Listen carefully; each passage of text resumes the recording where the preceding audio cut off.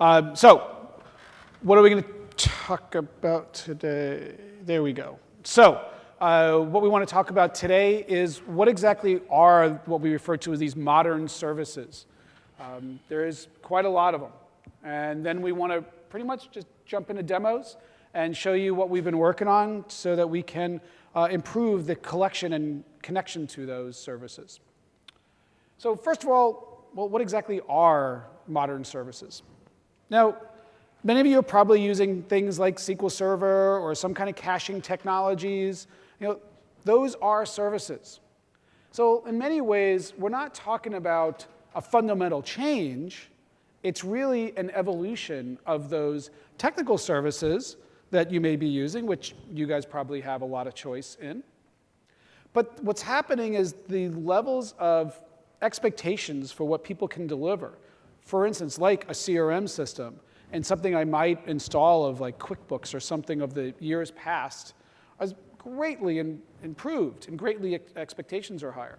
And you have companies like Salesforce that just come in and just blow away all the expectations of what you think you might be possible. Now you want to be able to connect to that.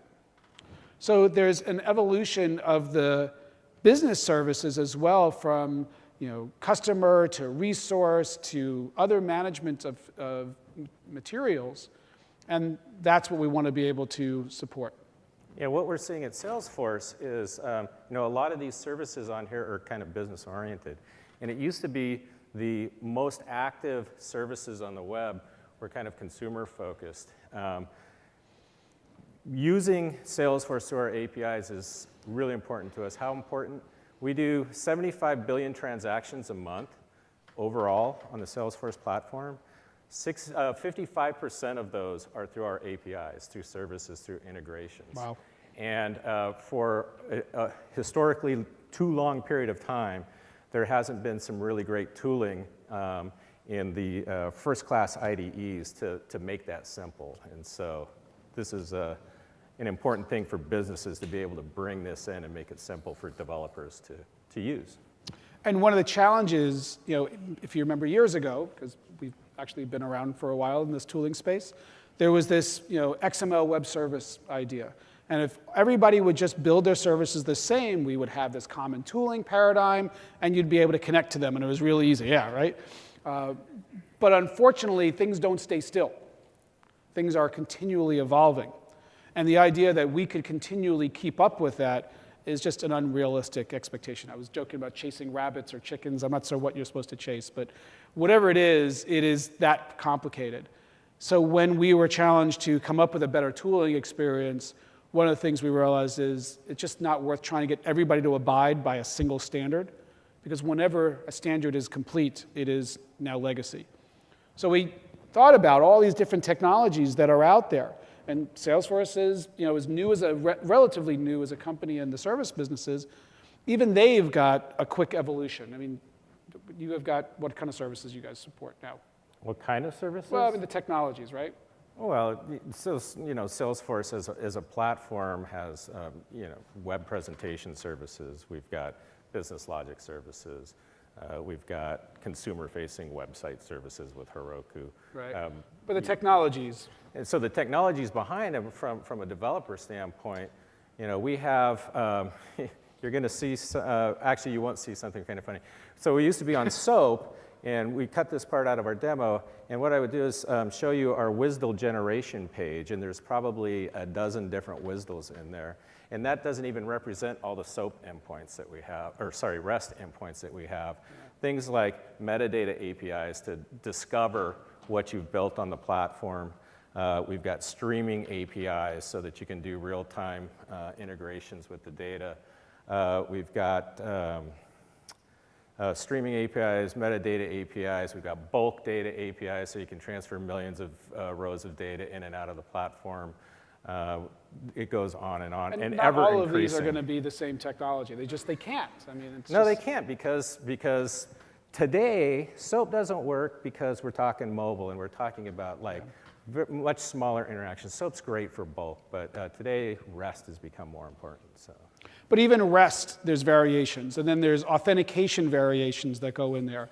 And yes, there's this OAuth standard, but for two people that have been working in this and trying to implement it, there are so many variations that it just becomes very difficult. So when you are consuming one of these modern services, it is a multi-step process. First of all, just to consume the service, if I want to consume Salesforce, somebody doesn't just send me the URL and a username and password. I have to go to Salesforce and say, I would like to consume a service. I need to configure this service to be able to do that. Salesforce has to trust any service. This is why you go create an app on Facebook. You do the same thing on Salesforce. You get a consumer key, all that kind of stuff. So there's that first step, right? There is the next step of once I consume it, well, what is the URL? Right? We had the OneNotes and the emails and the Post-it notes of all the URLs that maybe you had to go remember what they are. But we've inverted the concept now. Instead of having to know a URL, what if I just use my identity to discover it? After you've consumed it, if you remember with ad service reference and the single file generator technologies that we had, well, what was the code? What is the code that I need? Right? And Dave will kind of go through that a little bit as well. And how much of that should I have to consume? And then after I've consumed it all, well, then what? Right? You've gotten this ad service reference, you've done all these experiences, you've got all this code in your project, and now I go to the World Wide Web to go find 18 different ways of people's opinion around how to use it. So these were some of the problems that we wanted to undertake. So we went out and we talked to some of our customers around who's using this. That's kind of what I was asking earlier. And we have a customer, Landesk, who's been a great customer that's been willing to share their code of what they've gone through and the pains that they've gone through. And they've got a pretty cool scenario. So Landesk is basically a systems management company. They do device management. They've got lots of different software solutions as well. And they are a software company. Turns out they have some bugs like the rest of us. And they needed a way to triage those bugs. So it turns out they also use Salesforce. So they've got their bugs in TFS, and they can go and, like you, be triage team and do Scrum and all the, the new modern ways of managing bugs. But at the end of the day, it's a wall of bugs. And somebody has to decide what's the prior one and prior two, and it becomes the argument of the one I really like to work on or whatever. And it turns out that's not exactly the most productive way to actually serve your customers. So they happen to use Salesforce, and turns out they have some pretty important data in Salesforce that actually works for them. Yeah, so what Landesk is doing is they're using our customer support offering, which has a case object. So a case is like a customer support instance. And they're tying the TFS bugs to Salesforce cases. Cases are naturally connected to contacts and accounts. And so now they have more information about that bug right at their fingertips through Salesforce. So they will know how many customers are affected by a particular bug. The big customers that are spending lots of money with them, maybe it's a deal that's pending. They will know what bugs are affected by them, so they can utilize all of that information. So now they can prioritize that. And so this is crazy, right? So they were trying to figure out how do they visualize that. So this is, I'll give credit to him at the end, but Tanner from Landesk, they were basically used this population growth formula. And what they were trying to do is not just have this linear scale, but try to make sure the important bugs got to the top, but didn't bury the medium bugs. So it turns out to be an interesting formula that they implemented. The sample will be out on my GitHub repo, so I'll be able to get access to this as well. But it's pretty cool about what they're doing is they're using the two data sources and creating what they call an OOMP score, or a unified metric priority. And we'll see this come in place.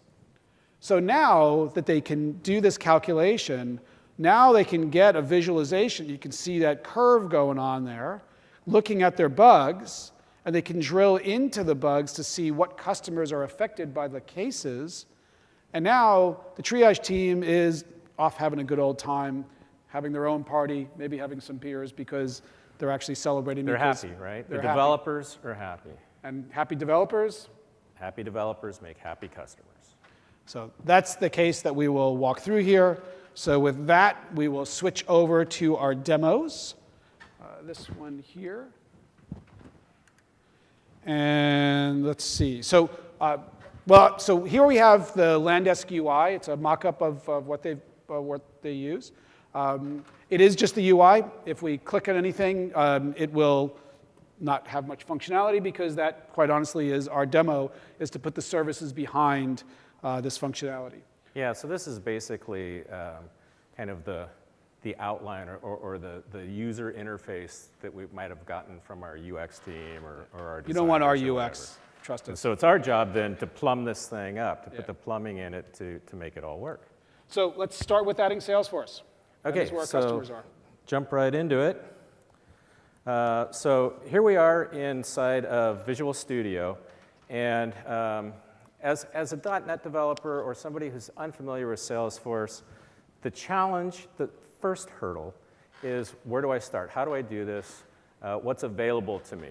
And so we know that within Visual Studio, we've got a couple options around add service reference and so on.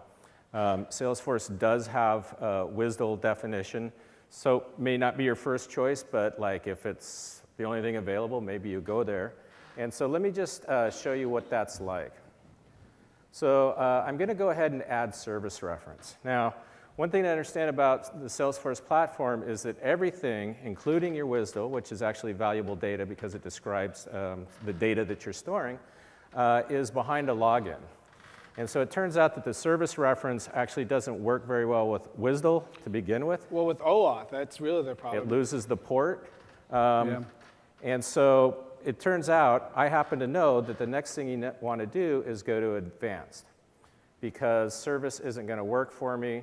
And so I'll go to advanced and go add a web reference. Now, notice that we're already like 3 dialogues in at this point. And again, it's asking me for a URL. Wormhole of time is kind of what you're doing here. Yeah, maybe it's a spiral of death. But, and so I could enter a URL here, but then I'd be required to authenticate, log into Salesforce, and there's no mechanism for that in here. Luckily, I found out that you can actually download the WSDL as a file, put it on your file system, and then go ahead and import it that way. So this is one of the first examples of, even if we support the technology for, in this case, SOAP and WSDL, the authentication evolved. And we thought about evolving this dialogue and continuing to figure out all the OAuth patterns, but we just couldn't, it wasn't going to be maintainable. So this is one of the challenges. Okay, so it was able to parse my WSDL and is now generating a nice proxy class for me. I'm going to go ahead and show hidden files. And what I want to do is I want to show you the result of this. I think you're probably already kind of getting the gist just by my scrolling there. But if I open this reference.cs, this is my client. This is what I'm supposed to use to get those cases and contacts for Landesk. There's a couple of interesting things about it. One, it doesn't allow you to step through with the debugger. So if you do have some kind of weird connectivity problems, you have to know that this is there and then remove it. Another issue with this is you see this little slider, thumb slider thing? It looks kind of small. Barely grab it. That's because there are 118,000 lines of code in this WSDL to get to contacts and cases, which I think is just like, as a proud developer, you don't need all that useless code. Wait, who gets paid for the amount of code that they write? No? This was a feature. We were trying to get you more money. Okay. You know, one final negative of this also is this is a generated file. So if I did go in and make some changes, the next time that I had to refresh the WSDL from the service, my changes would be lost. But we told you at the top, don't touch this. Yeah, it says at the very top, don't touch this. And there's a good reason for that. So we're not going to go that way. We'll just delete that and then clean up this web references folder. So there's another way to do this, as I'm sure you know. Being developers, we could certainly create an HTTP request. We could figure out the OAuth dance. It's REST. It's easy. It's REST, right? It's simple REST endpoints. And then go find the documentation and see what the resulting shape of the data looks like, the graph, if you will. Or I could go and see if I can find something on NuGet. Where's my, I'm clicking in the wrong place. So I could go out to NuGet and do a search for Salesforce. That seems reasonable. NuGet is the new hotness, right? Everybody's got a NuGet. NuGet's the new NPM, or the old NPM. I don't know. One which. of those. So anyways, so that returns cousin. some results, but there's a problem with this. If I'm not familiar, and I don't want to teach you guys to be Salesforce developer experts, I just want to help you get your job done. You don't know which one of these is appropriate, right? This one right here that I'm pointing at, that's actually only for universal apps. This one here says something about soap helpers. I'm not sure it's exactly right, but then if I scroll down, then I really start to get lost, right? I'm not sure what to use. So we're not going to do that either. So it's nice that NuGet has all these packages, but there's no context. Like, we've got a project open here. There's no filtering to be able to support, to give you context of that. Right, so instead, we're going to go to Add Connected Service. It was right there in the middle between the two. And it turns out that it's sandwiched in between those two other options that we didn't want. And so the connected service brings up this dialog of various services that you can connect to. Why don't you explain a little bit more about this? So this is what we've re-envisioned on how we want to connect to services. Rather than expect the world to come to us, it's a new world, we've kind of taken this true, and now what we want to do is provide a curated list of services. Instead of having to have a one-size-fits-all, we want to be able to allow the uniqueness of each service, and including the ability to build on this over time. So what you see in the bottom left is find more services. You can go out to the gallery and get more, and we'll walk through some of that in a moment. And in fact, we have our friends at Datalogics that are building a PDF service as well. So we wanted to provide an extensibility model that would be catered to those services, and then you can consume those in that fashion, like we'll see with Salesforce here. So why don't we just one jump thing into Salesforce? I wanted to point out about whether it's appropriate for what you're doing is you can see that the connected service has this download cloud and it says project support. This project is currently supported, where this one isn't. Obviously, that one's for mobile, and we're an MVC web app. So let's go ahead and... So we have that extra context that we're trying to provide here. So let's walk through this. Now, the process for connecting to the service is, first of all, we've got to figure out or establish a design time credential authentication, because what's going to happen is as we go through this, we're going to want to query the Salesforce platform for information at design time. And so that means that basically what we're going to do is we're going to turn Visual Studio into an API client for Salesforce using these credentials. And if you look at this, this is not a generic dialog, right? It very much is Salesforce. It's got the Salesforce logo. It's got a Salesforce layout. It happens to be a wizard flow. That's actually a very good point. As soon as I selected to configure that, the code transferred over to Salesforce developed code. Now, this was developed in conjunction with Salesforce. We partnered on this. Big shout out to the guys in Fargo. But this is code we're responsible for that's plugging in to the connected services framework. And so I'm going to select a user account and an environment. I'm using a custom domain name, which we'll understand the reason for later on in the talk. Once I've put that information in, now we want to know, well, what kind of application are you building? We might assume that it's web server flow, but it doesn't have to work that way. And the two that we support right now for OAuth is web server and username and password flow. OAuth 2 has 4 or 5 different types of flow depending on where your code's running. So you wouldn't use either of these if you were on a device, for instance. The reason is there's no callback URL on a device, and so there's other mechanisms for that. So we're going to go with web server flow. And then, again, very custom to Salesforce is the question about a branded sign-in page. So our customers really do a lot of customizations, and sometimes they like to completely wipe Salesforce, the word, off of everything that they've implemented, which is fine with us. And one way they want to do that is in the URL, so they can create a custom domain. Right. And then if they have a C name, they can do some mapping there, and it just disappears completely. So we're going to go ahead and do one of these. Yeah, go for it. So just another point is, what you're seeing there is we're remembering previous selections. We've got MRUs in there, and this is a principle that we like for people building connected services, because we want you as developers to not have to remember and copy and paste in all the times. We really want you to be able to select from, for instance, the list of objects that are available in so your finally, Salesforce. I've configured my design time, I've configured my runtime authentication, and now what objects do I want to have available to me in my project? And you want them all, don't you? You can see that, no, we don't want them all. That was WSDL.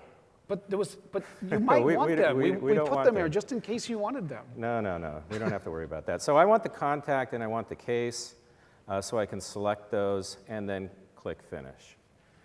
Now, what's interesting is this is still acting as an API client for Salesforce, in that it's creating that configuration piece. So instead of going into Salesforce and saying, hey, I want to create a new OAuth app, and get my client ID and secret, we're able to do that through the API at this point. And so it creates a new connected app, which is the OAuth configuration. Yeah. So you never know what you're going to get in a demo. Creates that and then leverages that. The next thing it does is scaffold up a bunch of stuff in there, and we'll point out some more of that. So this is part of being a connected service provider. Sorry, I don't like that word. Microsoft has some suggestions about the flow, and one of the philosophies, of course, is, okay, I've added your service. What did you do to my project? What did you do to my project? Priority 1, but what do I do next? Priority 2. And so here's the things that have happened to this particular project. We've added in web config the name of the connected app, or the OAuth stuff that we created on the Salesforce side, so that you can reference that if you ever need to. And then we added some NuGet package references. So we're still using NuGet. So we're still using NuGet, but we're following the instructions of the service, the connected service. Right. It's like this prescriptive guidance to get you started. Some .NET references so that we can speak to an external service, and then the connection class. The other thing that we did was we took all that OAuth information and we stuck that into web config for you. So that's all ready to go. One of the great things that I like about this is we created this thing. Let me see if I can scroll in here. Is that zooming? Yeah. Mm-hmm. Is this part here that says Salesforce OAuth redirect handler.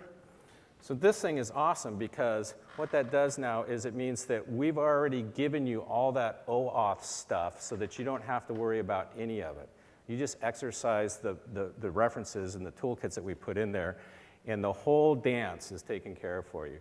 Saving of tokens, obtaining refresh tokens, handling the scope, all of that stuff is there for you. So that's kind of cool. Right, so let's go back to our app. Let's give it a shot. Right. Oh, yeah. So getting started, that's the next thing that so once you've done this, especially if it's the first time, it's like, well, okay, I'm in my MVC app. How do I use this? And so we've got 2 walkthroughs, one for an MVC app and one for a console app. And I'm just going to start building this. And I'm going to do it by selecting all the code in here and creating a controller. So this was one of the other principles that we have, is we didn't want to pollute your project with sample code. After you've used this for the 4th or 5th time, we didn't want the first thing you do was delete class 1. Right? We wanted it to be productive over time. Yeah, and so instead of putting sample code in the project, we put it on a web page. So next time you do this, you probably don't want that. So here's the empty controller that I'm going to create. I'm going to call it contacts, and then go ahead and add it. So this is standard MVC stuff, right? Standard MVC stuff. I'm going to just delete that because I'm going to use what I copied from the getting started.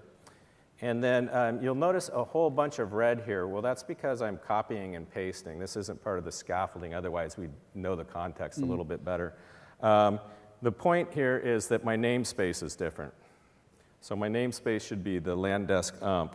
So I'm going to see if I have a fancy, automatic. That's awesome. We like automation. Keystrokes.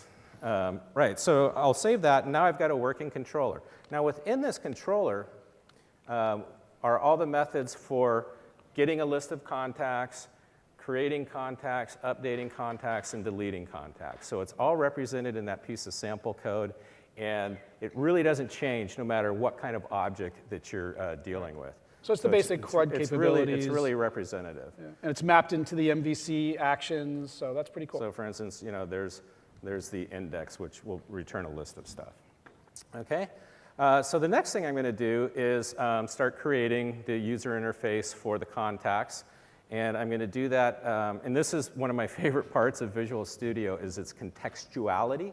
I don't know if that's a word. I've made them up before. We can make up technologies. Why can't we make up words? But just, the way that it handles the right-click list to modify it for where you are and what you're doing is really cool, I think. But anyways, so what I'm going to do is I'm going to create a list, use the list template. And then for the model class, I'm going to use the contact model that was scaffolded for me. So it's hard to see on the screen, but there's a case there, and then there's a contact there. And those were part of the connected service wizard that we went through. So I'll select contact and add that guy. So there's my view. One thing I do want to do a little bit differently is you'll notice that I've got every single pick-in field that's on that contact in here. I don't want that. I really only want like a half a dozen. And so what I'm going to do is cheat and come over here and steal some views that are pre-created. There's nothing magic about these. As a matter of fact, they're exactly the same as the ones in the walkthrough. So, we just trimmed down the fields just to make the demo look a little nicer. So I'll grab this and drop it into my contacts views folder. I'm going to replace and update my window. And so there's the half dozen fields. Otherwise, it's the same. So at this point, I think we're good to go. I think I'm ready to go. So we'll do a Control F5. Keep our fingers crossed. Actually, I'm pretty confident this is going to work. Throw stuff at them, please. You never say that. Please. OK, Salesforce contacts, and boom, I'm instantly asked to authenticate using OAuth. So this is that OAuth dance, and we've scaffolded the code into your project. There's libraries that we use, but there's also scaffolding because while we have some default code that we put in there, we know depending on your scenario, you might need to tweak it a little bit. Okay, and so as part of OAuth, we're presented with, hey, we think you're this person. Here's the access that you're granting this application to on your service side. Do you want to let that happen or not? And so we'll say allow. And sure enough, we have our list of contacts. Now, that didn't require a really deep knowledge of exercising the Salesforce REST APIs. And that's what I think the real power of connected services comes in. So let's go ahead and take a look at one of these. There's a lot in that. We created the connected app. We consumed it. I mean, right there, that was far too long for me to figure out the first time. No, the connected service did that all for us. Yeah, that is cool. OK, so if I click into details, I can see the details of this. So my details view is working.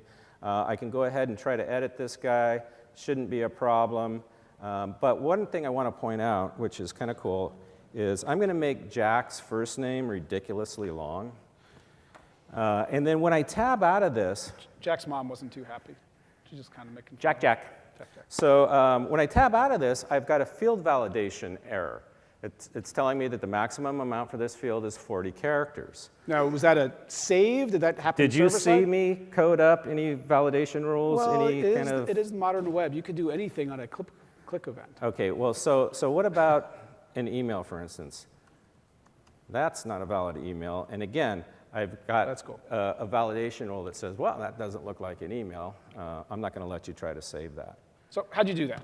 OK, well, so I mentioned that the Visual Studio is in itself a client of our API. And one of our APIs is called Describe. And Describe says, is a request to get all the information about that particular object. And I should just pause for a second. When I talk about objects, you can think of them as tables traditionally. We don't call them tables. It's a Salesforce idiosyncrasy. But at any rate, you can see that this first object, or first field here, ID, it's been annotated with key, a display name, and also that it's not creatable and not updatable because IDs are immutable on our platform. As all IDs should be. And all this information came from that describe. Now, we happen to be able to do that, but other services will have other kind of special sauce that they can put on top. So this was another example. When we were doing tooling around services, we were working with Dynamics CRM, and we were trying to get their metadata. I was working with SAP. We were trying to figure out how to get their metadata. SAP was using OData. They're part of the OData board. They're using custom annotations before OData 4 was out. And what we realized is every service has this information, but they have it in unique places. And again, the idea to get everybody to put it in the same place was unattainable. So we decided to, if it's a custom connected service. It's almost like taking a step back and going, okay, you guys start here rather than start here. Yeah. And that way the connected service can define all that, and they're responsible for it. So not only can Salesforce control the UI, they can control where they go get their metadata. SAP can get their metadata. Dynamics CRM can get their metadata. So here, we've generated the attributes just to be able, based on that metadata, and we have a really nice POCO class. Yep. So yeah, and the interesting thing is the reason why we're able to get that describe data is the Salesforce types are not just primitives like you would see in a standard database. They're types like phone, email address, URL, and so on, which allows you to have this kind of rich representment of the data outside of the Salesforce UI. Cool. So we got Salesforce data. Yep, we got Salesforce data. So what's the next step? So let's go get some bugs from Visual Studio Online when we do that. All right. So the next service we want to get from TFS. So I'm going to go over and say add connected service. Now, turns out we actually don't have one for VS Online yet. They're working on improving with their REST APIs, but I was working with the team and I was able to go and create a sample for this. What? You code? I thought you said you were a program manager. Well, a program manager and a developer tool, so we do like to know what our customers do. So anyway, so I did write this sample. Again, it'll be on my repo. You can get it by just going out to the gallery, and you can see the VS Online one I built. There's the PDF service that Datalogix is building. So what we'll do is we will add that one. And again, I'm using a wizard here again, but notice the wizard is slightly different. It's not just branding. The pages are different. I'm using the handy-dandy TFS selector. So that's a user control, isn't it? You didn't even have to write that. I didn't have to write this part of the control. I was able to re-leverage it because it comes with the TFS client. So now I've got my VS Online project. I can go in, again, I'm choosing one-time auth options. In this case, it's unique to VS Online. I can name the thing that gets added to my project because I might actually consume it multiple times. And now when I finish, we'll do the same NuGet thing. We'll give you a same getting started, what happened, what did I do to your project, and then some samples for some next steps. So the next steps are to create a controller. I will come over here and create a controller for work items. So work items or work item? Work item. We'll see. Singular. That might be my first break. All right, and we will do the fix-up. And I'll remove my little warning about that. So now what you're seeing here is I've got a standard MVC controller, but if we notice, I've got a select statement here, and this is OData select, because that's what the VS Online team is doing. And with Salesforce, you use Socle. We use Socle. So potato or potato? Which one are you? Since we have APIs for creating and inserting data, we created a SQL-like language called Socle. It's very much like SQL. There's only a select, but that's what we call it, Socle. So now we'll add our view, and we'll make it a list view again. And it's on our work item type because we scaffolded that in as well. And you hear me using the word scaffolding as opposed to generating. We'll see that more in a second here. All right, so at this point, we'll run this again. So now we should be building up our services, our service consumption. In fact, we're also building up our list of pages. So let's clear a little room here. So we've got our Salesforce contacts. Now we're going to get some work items. And I didn't take the time that you did to clean up the list, but you get the idea. So now I've got data from Salesforce. I got data from VS Online. Now we want to mash it up. Right? Yep. And actually, it's kind of funny. I think we were talking about mashups when Ajax first came out, I don't know, many years ago. And now we're talking about like serious business use case mashups, line of business mashups. A big mashed potato. All right. So what I've got here is just to speed things up a little bit, we're going to drag in some files and we'll walk through these a little bit. Whoops, not the whole thing, just the one. So we'll drag in a controller. Where's my controllers folder if I can learn my alphabet? And in here, what we see is they've got this OOMP calculator, which is what they're using. So we need to bring that in. So let me go grab that.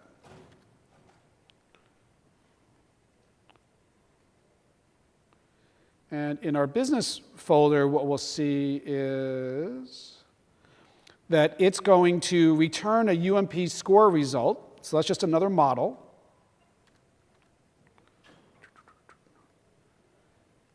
And what's nice about this is we're grabbing this REST data. We're using these services to generate these models so that once I get the services to populate models, I get to take advantage of all the .NET technologies. So I can use link, I can move these objects around, I can select and join, and this is the shape of the object that I want to actually return. Okay, so let's actually, what I'm going to do is close this up and we're going to build. And we're going to get a list of errors. And the first one is a VS Online ID is missing. But I'm pretty sure Salesforce, we've got that custom field in on case object. So we created a custom field on the case object specifically to hold the VS Online ID, and there it is. So we have it. We did that right. But notice the field, or the property name, is __C. Okay, so __C is an idiosyncrasy of Salesforce. It represents something that's custom in your schema, so it could be a custom object or a custom field. We put __C in there to prevent collisions with any kind of Salesforce objects or fields that might be created later. So really good way to abstract it. But remember I mentioned scaffolding, not generating. Instead of having to do some magic, which we invented all kinds of great technologies in the languages to deal with generated code and how to extend it, partial classes and all kinds of stuff, I was just able to edit the code. Because we scaffolded it, it's yours to own. So there's no magic. It's code that we primed your project with. It's yours. I just added a JSON property attribute, and now I can clean up. So in my code, I can actually use a property that I want to use without having to create yet another model object to copy it into. And really, the only way that you'll lose that edit is if you delete that file. There's no warning at the top. This is can't touch this. That's right. Okay, so work item does not have a definition for case. Okay, so where does work item come from? VS Online. Yeah, so a case comes from Salesforce. So here's another place where what I'm going to do is, instead of having yet other objects, I'm just going to put the case property on the work item object. And again, I'm changing the scaffolded code because it's my code. And this is really cool because you're actually changing or enhancing the schema where these things are not naturally related. Right. You're creating a relationship between them, which is very cool. And I don't have to do like 8,000 lines of code and classes to do it. So now it's asking for a count. You were supposed to add a count. You didn't tell me that. I can fix that easily, though. Okay. You want to do it? Yeah, I'm going to do it. All right. You broke it. You fix it. It's the Salesforce side. So, what I don't want to do is go through the whole connected services process again because it does a lot more than I really want. But what I want to do instead is update the Salesforce data service. And this was another key attribute that we wanted to build. We didn't want this to be demo fodder for PMs to stand up here and go, look at this great feature. We wanted you to be able to build on it over time, and that iterative fashion. So here's an example of we've implemented update on the Salesforce connected service. Yeah, and it actually runs through the same wizard, but you can see there's things that I can't change. What I can change is when I get to the list of objects that I want to include. And you can see that Visual Studio magically knows that I've got a case and a contact already in here. It's magic, isn't it? Well, and that's the thing is, again, tooling, we used to store special things in files, which I won't tell you what we actually call them, to remember this. But in this case, we wanted to look at your code. So we just use features like Roslyn to go look in your project, and if you have a type that matches the thing we're looking at Salesforce, we go, oh, that's it. So we're going to work over your code. So if you deleted the case, it would show up and you could re-add it, in other words. Or if you hand added it yourself, it would show up. Added it. And then finally what happened there was all it did was scaffold that object for me because we already had the service reference, we already had the OAuth handler and the connected app. So now I'm going to add the account object to case. And so now I have a app I've glued all together. I was able to consume the service, and I was able to scaffold the code, and I was able to enhance that code as relevant to me for this particular project. So now I've got Salesforce contacts, and we'll log in here.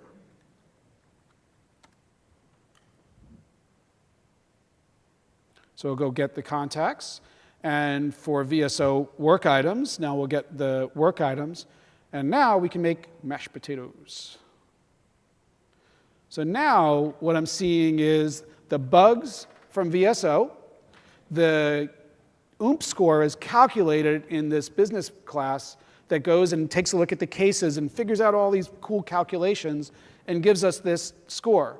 So cool? Good so far? All right. Now, you're a command line guy. Is that helpful the way it looks? Just because I'm a command line guy doesn't mean I don't like pretty pictures. All right. So let's go fix that. We have one more thing I want to do is I'm going to add a little API controller in here. And all this does is calls that same OOMP calculation, but it does it from an API, a web API controller. Because in this case, what I want to do is I want to take advantage of Kendo's controls, or Landesk took advantage of Kendo's controls, to be fair. And now I can get an OOMP graph, and what it will do is, from the client, make a call to that same service, and now I'm getting a better visualization of my data. And if I'm looking here, where's our, we have that special outpost, 6? Okay. So if I look at this bug, and I can look at the bug in VS Online, and I've got to log in, and so here's an example of where we're taking advantage of authentication, and it's cool. In fact, it's somewhat cool, but you'll notice I actually have to, it doesn't, it's a web, so it's not click once, if anybody knows what that means. But anyway, right. So now I can see my bug in VS Online, and I can also, we can also look at the case in Salesforce. And I'll log into Salesforce. So what's wrong with this right now? Wait, let's enjoy the goodness part first. Hold on. I got bugs in VS Online. I got work cases in Salesforce. I can see them all. Apparently somebody's trying to open a data center in Mars. I mean, you talk about advancements. Talk about a chance in hell. So, so what is wrong with this application at this point? Come on, evaluate. What? Right. Yeah, there's a lot of logins. Yeah. There's a lot of logins. That's no good. Now, that's not sticky. Let's get out of this for a second. And we'll close that one. I'll close this one. And now I'm going to log this in again. And you'll notice that, well, actually, I'm jumping ahead. I'm not going to do that first. So the first part is, what you may not have noticed is the app itself is not actually secured. I actually was able to get to it. It wasn't until we started querying bugs and work cases from Salesforce that we got challenged for login. Now, for those of you that are implementing auth on your apps, how are you guys doing it? Are you doing it with SQL Server as your authentication scheme, having yet another copy of users somewhere, and because that is the easy way of doing it, unfortunately. I see some grins out there. Yeah, nobody's going to admit to it, but we know. We know. So it turns out, so who's actually tried to use Azure AD to authenticate their apps? You've done. Anybody's been successful with it? So maybe. It is difficult. You need like Vittorio by your side, and he was by our side, and we've worked through improving that experience. So now I don't want yet another SQL database of users. Landesk has AD. That's where their employees are logging in. We want to take advantage of that. So I'm going to log in here, and the Configure Azure AD connected service lets me configure my project. It's not just consuming data services. In this case, we're going to consume authentication services. So we'll go off, and we will finish configuring this. And what this one's going to do is go out to Azure AD, very similar to what we did in Salesforce. We had to create a connected app. It's going to create an Azure AD app. And that's the thing that manages the permissions for all the resources. Does this web app have permission to access Azure AD? Can I use my Azure AD identities to authenticate users? And what we've also done, and this is the one thing we did behind the scenes, is we set up single sign-on between Azure AD and Salesforce. Now, I just want to say one thing. I know you guys were watching the screen as he was talking, and you saw a lot of stuff going on in there, right? That represents kind of a knowledge base that you get to tap into and completely leverage, right? And so that's one of my favorite ones, just because there's so much being configured for you in the back end. We have this kind of feeling that if you understand authentication, then we've done it wrong, because it's not secure. Right, that's a breach. So, all right, so we have the same pattern here. We have what happened to your project, next steps, getting started. We follow those principles again. But now, if we run this again, and I'm just going to do one little thing here. So we're going to run this again, and now what the Configure Azure AD did was it not only consumed the NuGets and scaffold stuff in my project, and went and added and using Roslyn, right, because it's your code, we went and found all your controllers, and we added the authorize attribute to it. So now everything in the app is now secure. And of course, it was scaffolding, so you can go change it if you have parts of the site that you want to make publicly visible. But now everything's been secured under Azure AD. And now when I go off to Salesforce Contacts, I can still log in to Salesforce, but notice I get this Azure AD button. Yeah, I can. We get this forgot your password, or I can use Azure AD. Now, because I'm logged in to Azure AD, it will do a little bit of that dance if we watch the URLs, where it's going to go, OK, you're logged in. Let me go check with Salesforce. Oh, damn it. It's probably because you were zoomed in. I told you, don't be dissing my demos with Jinxing. Jinxing, dissing, jinxing, whatever. Come on, do the dance. Do the dance. Yes, OK. I told you, we don't support click once in the web. That was another technology, so it's click twice. All right, so I was able to do that dance with single sign-on, and it went off to Azure AD, found it, and now I'm back in. Now, there's one thing there, though. I don't really want to be asked about the other thing. If I got single sign-on, all right. Can you fix that? Let me solve that for you. Right. So, it's kind of weird to throw up a login page and then leave a button at the bottom for single sign-on. It's not really that weird, but it might be redundant in some cases. And so what we're going to do is we're going to configure Salesforce to remove that. So I'll just log into Salesforce. That's probably Microsoft Online. It's that button. There it is. OK, and I'm going to select this guy. Is the right one? Yeah. Okay, and now we're going to go into the setup area. The setup area is where all the configuration inside of Salesforce platform takes place. You can see it's pretty complicated, kind of old-fashioned, but it works. I'm going to configure that my domain thing we talked about earlier that had to do with branding and my custom domain. And I've got a setting down here at the bottom for my authentication service that we've set up. And simply unclicking that login page checkbox, saving, will now prevent that login page from showing up. So why don't I just log out of here? And then Steve, since the land desk you give me is... the pleasure of having this blow up again? Sure, why not? So, It's not going to blow up. This is modern technology.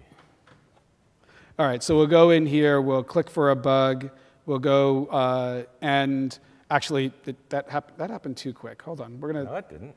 Did it do the dance that quick? I was happy with that speed.